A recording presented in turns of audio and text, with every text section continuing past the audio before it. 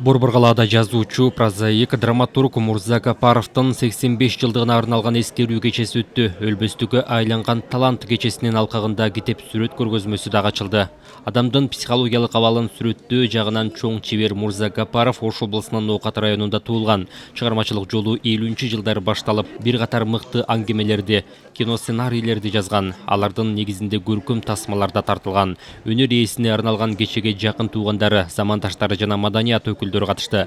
Айтымдарында Гапаров көркөм сөз зергери катары чыгармалардын идеяларын эстетикалык жактан ийине жеткирип, иштөө үчүн көп эмгек кылган.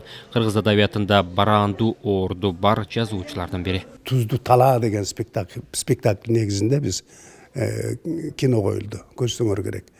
Ошол карасаңыздар, ошондо кадимкидей ошол маалдагы азыркы биздин рыночный базар экономикасы, азыр адамдардын психологиясына, адамдардын эмесине кадимкидей азыркы күндөгүдөй ошол азыркы күндү билгенде жазган да, себеби дегенде бул мен ойлойм бул иши классика кирет да, себеби классикада классикалык чыгармалар кайсы заманда болбойсун, кайсы маалда болбосун, ал жашай берет.